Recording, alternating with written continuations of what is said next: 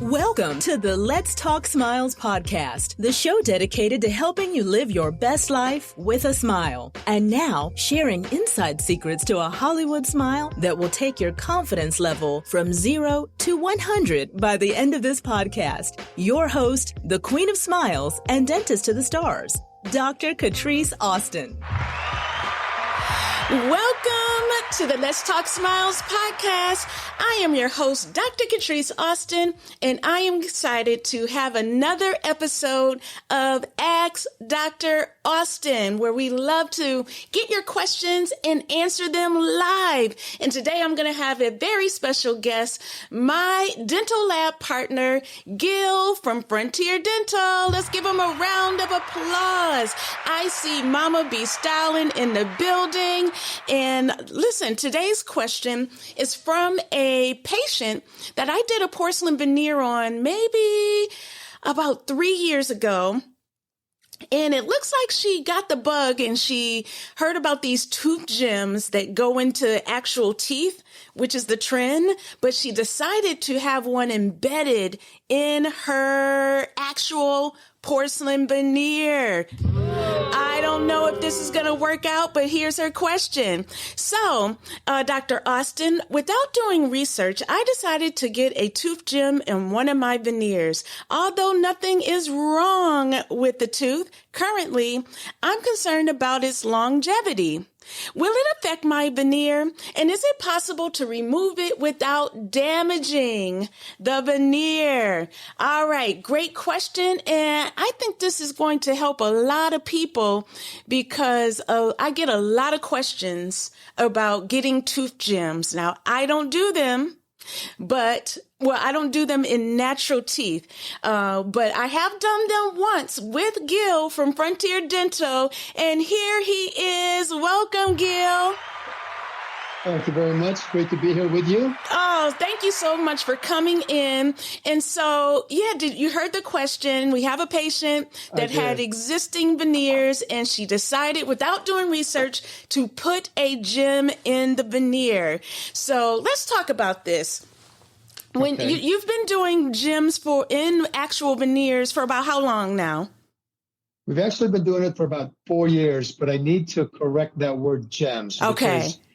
Gems can be done by nail hair salons. We only work with diamonds that have certification and with dentists that we've worked with in the past, so we know that they're qualified to do that, because it's actually a very precise and complicated thing to do in order for you to get the results that you want. Yeah. So there's gems that are not real diamonds that a lot of people are embedding, like you said, in outside the dental office. Gems. That's how they advertise it. Just tooth gems. Get your tooth gems. That's not what we do. Yeah. So you're working with actual diamonds. All right. So when someone is thinking about getting veneers, but they also want them blinged out, when is the best time to do that? Is it after they've gotten the veneers or before, like during the planning process?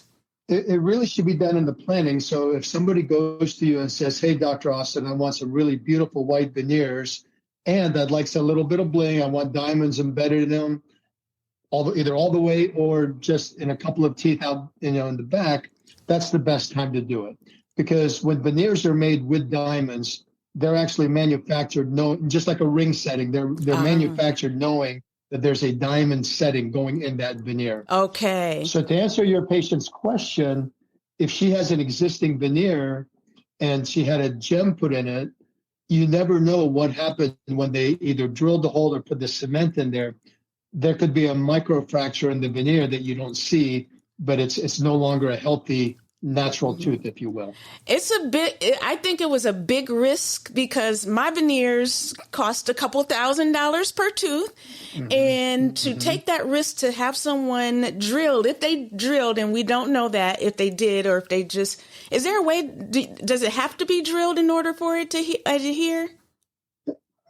Unless it's just a gem that you put on the outside, much like a rhinestone on a ball cap or a rhinestone on a backpack, let's say. That's just on the outside. And perhaps that's on a tooth. Yeah.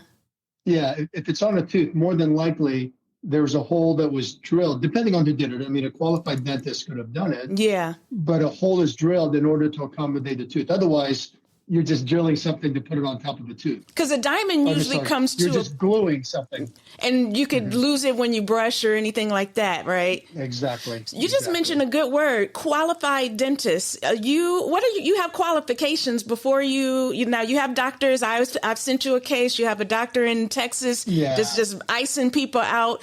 What qualifies, like what should a doctor who wants to do diamonds and veneers or crowns, what are the qualifications to work with you? So there's a couple criteria. The doctor and the patient select the diamonds. Diamond selection is very, very important because the size of the diamond, the size and shape of the diamond will determine how you prepare the tooth for that veneer. So the criteria that we have is you have to work with a jeweler, a good jeweler that provides quality diamonds.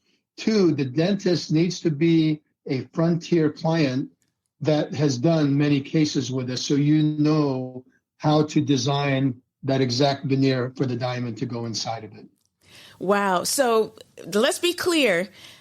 Your clients are buying these expensive diamonds. I've seen you sent me some pictures of these enormous diamonds. Mm-hmm. You have one there to show the people what you're doing over there? I have one to show you. Here's one. Wow. Look at all those diamonds. Okay? Wow. That's a lot of them. Wow.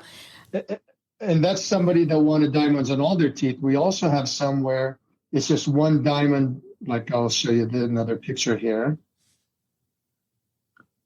Here's a bigger diamond, just one diamond on the tooth. Oh, it's heart-shaped. That's so cute.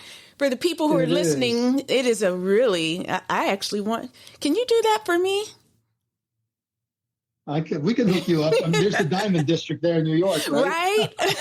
I'm sure you can find a pretty good BBSS quality diamond. Right. So, okay, let's talk about this. I'm a consumer. I want a diamond. Mm-hmm. I'm planning this out with my cosmetic dentist that is a Frontier partner. I go to a jeweler. I pick out the diamonds that I want. I have control over the size, the shape, the color, and all of that stuff. The dentist does a design, or usually the client comes in and they have a design that they're thinking about. It's actually a little simpler than that. So let's pretend I'm the patient and I'm interested in a diamond and you're my dentist. And I'm going to say, Dr. Austin, I picked out this diamond. Here's the specifications of it. I bring it into you, or I get the measurements from the jeweler. Okay? So it's perhaps a 24-point diamond that is 1.3 millimeters long. Okay. So now I give those specifications to you, and then you, being a qualified cosmetic dentist, will say, Gil, we can put that diamond here, but we can't do it here, because if we did it here, you don't have enough tooth structure to support that. So that's where you have to be the one that says, here's where we can. That's where most of the time diamonds, the bigger diamonds, go either from the bicuspid on back. Okay. The first example I showed you were 2 smaller diamonds because they wanted them in the front. Obviously, our front teeth aren't as thick as our back teeth. Wow. So as the cosmetic dentist, this is why it's so important. I need to know how much tooth structure to remove. If it's going to be a thicker diamond, I may need to do maybe a crown versus a veneer because it's a little bit thicker. Exactly. Awesome. Yep. You might need a 360-degree preparation. And that, incidentally, that heart-shaped diamond I showed you, the people that want the bigger diamonds tend to go with either a heart, a pear, or an emerald cut diamond. Why? Because it's not as thick. If we gave you just a round diamond, then it comes to a point, it's going to take up a lot more room. Whereas an emerald diamond is a little bit flatter, and you can put that on there. So that's, again, where you would have the expertise to know how much to reduce a tooth. Because remember, we're not just gluing these on the outside of the tooth. It's going They're inside. going from the inside in. So a lot of times the goal is to make it flush so that it when you brush your teeth, it's going to be more retentive. Exactly. You want to go ahead. You want to flush to the surface because for 3 reasons. One is you get a good cement retention, chemical retention with a cement, medical grade cement. 2, you've got a mechanical retention because basically there's a hole and the diamond goes in it and then the porcelain's on top of it. 3, you want it flush because imagine if it was sitting on top. It's going to rub your lip. You ate a peanut and then that peanut hits it and then it shears it right off and then you just lost yourself a diamond. Man, and so that is nobody's fault but yours. If you lose a diamond, then you're going to have a hole in your tooth and you got to go buy another diamond. How much are these diamonds? Not insured. Not insured. So you should probably insure your smile, right? If you get diamonds in your teeth, you should probably insure your smile. We got a case in the other day, and it's actually going to an NFL player, which I can't name until they place it tonight at 8:00. Woo! Tonight. Exciting. In Dallas. So that gives you a little hint. It's going to be in Dallas. Cowboy. Burr, burr, burr, burr. You got it. And the diamond was an emerald cut diamond, pretty much the size of the tooth. And it's going to be spectacular. Wow. Those diamonds were insured for, I believe it was like $9,500 a piece. So there's $20,000 worth of diamonds. Yeah. Wow. But these are professional athletes. So obviously, when you take the cost into consideration, they've got it covered pretty good. I'll show you one that we did here if I can find it quickly.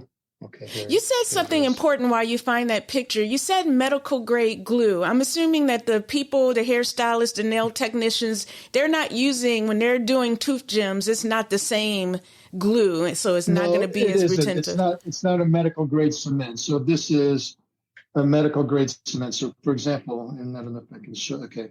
So do you know who that is? That is T. Higgins of the Cincinnati Bengals. Uh-huh. And there is his diamonds right there. Ooh, nice. So those are pretty big emerald cut diamonds that he had. That covers a good portion of the tooth right there. Yeah. Yeah. So this is becoming a pretty big trend, huh? It is. And I'll tell you why. There's actually a reason behind it. So everybody wants to flex, right? When you go to the club, you want to flex. You can't drive your Ferrari or your Porsche into the club. No. You can't pull up in your 42nd Street condo into the club. You might flash a Rolex, you might flash a gold chain, but how cool of a flex is it to go like this, smile, and you got this little thing sparkling on the side there? I mean, you've got a beautiful smile that you can flex. So what we're able to do now is add offer somebody, bling. And it's an accessory you'll always have with you. Yeah. Right? I mean, one of your most famous smiles that you've created is Cardi B. Yes. And you know how many accessories she goes through, her Birkin purses, her shoes, her everything. What is one accessory? She even has one of these, right? Yeah, she has one of those. It was in her kitchen. What is the one accessory she always has no matter what? When she's on the red carpet, she's taking her kids for a walk. She's got a beautiful smile. Yeah. So I remember, Gil, that's an investment. When we had her in our office back in August, you were in the office when she came. You asked her if she wanted to get a diamond, and what did she say? Eventually, she wants it. Yeah, but she likes her smile now. Yeah. I am feeling a little jealous that my smile is it's not with bling, and I'm a blingy kind of girl. So I may upgrade and get me a tooth diamond in my veneer. Exactly. Let's talk about the second part of the question was the longevity. What are some of the factors that she has to be aware of, and especially if she decides to remove that tooth gem? Well, if she had an existing veneer and a diamond was put on top of it, and she decides to remove it and fill it in with composite, another stone, whatever, it's not going to look right. It's not going to look right, and you can't guarantee anything because there could be a microfracture in the surface. And an example I would give is, imagine a beautiful porcelain plate, and you drilled a little hole in the middle of that plate to put a gem in there. When you take that hole out, when you take that gem out, you just don't know if a microfracture went through that plate, how far, how long. You're really just you're risking a lot. So I would recommend, if you really want to replace it, you have to replace the whole thing. Yeah. That's why the best time to think about it's before, because you will end up, if a veneer costs a couple $1,000s, you're going to end up paying more money by risking doing it after or trying to remove it. So you better darn be sure or be prepared that you're going to have to replace it. What about the handling of these diamonds? Like what happens from the dentist lab box? Is there some kind of what is that process like? It's got to be nerve-wracking. For you that we only work with a certain number of dentists. A couple handfuls, let's put it that way, right? Because once you've selected the diamonds, you have to send it to the lab, and it goes to a specific person. It has to be insured. We work it through a different workflow at the lab because you got $20,000 worth of diamonds that somebody could swallow. Not that they ever would, but somebody could swallow and say, "Oh, I don't know where the diamond is." So it's a very specific workflow, and that's why we don't want to open it up to just everybody. Yeah. And again, it's so important to make sure you've chosen the right quality, you've chosen the right dentist and the right design for that veneer and that diamond. That is awesome. In fact, go ahead. I was going to say I did a case with you where we embedded the porcelain in the diamond in the porcelain. I also did on Rihanna's boo, ASAP Rocky, before this became a big trend. I did 125 diamonds embedded directly in his teeth. I'll post a picture a little bit later tonight, guys. But you talk about nerve-wracking. Yeah, and he didn't, because he has one of the best smiles in hip hop. So he didn't want to mess up his front smile for his brand deals. So we did them on the side. And talk about nerve wracking when you're handling those diamonds. It is a possibility that they could be swallowed. So you want to definitely you got to be really, really careful with handling those. So, man, so what we would say to my client that embedded the diamonds into the existing porcelain veneers, you took a big risk. Can she brush? And generally, when you have diamonds in your veneers, can you brush? And is there any restrictions of what you can and cannot eat? Yeah, and that's why we say when we do them through Frontier, through qualified dentists, the diamond is flush on the surface. When it's flush on the surface, you can brush your teeth just like normal. You shouldn't even know that there's a diamond there other than the fact that it's shiny when a light shines on it.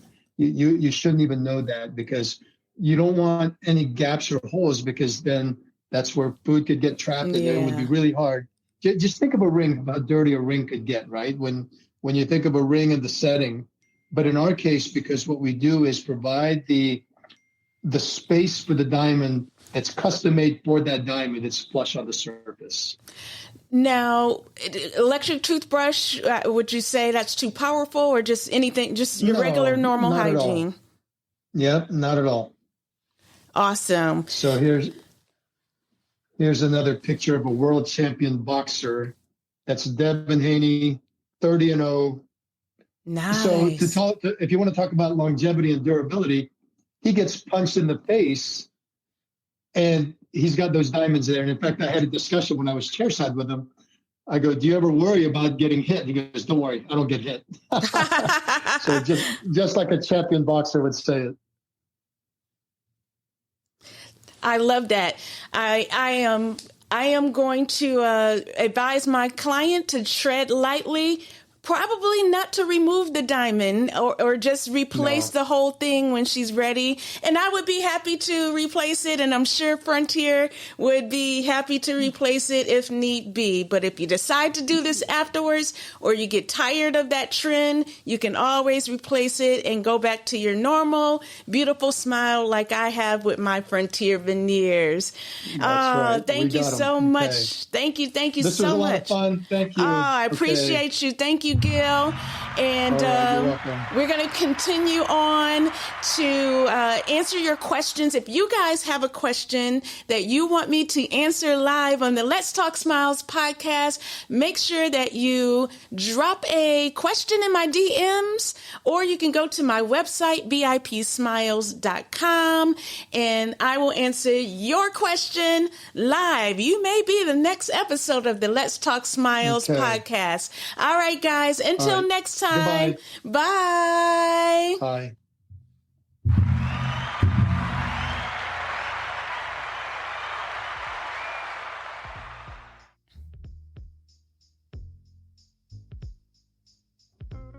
Thanks for listening to the Let's Talk Smiles podcast with Dr. Catrise Austin. We hope you enjoyed this week's episode. Be sure to subscribe so you don't miss future episodes, and don't forget to leave an awesome review. This podcast is intended to be informational only. It is not a dental consultation, and this is not personalized dental advice. For medical advice, please consult your dentist.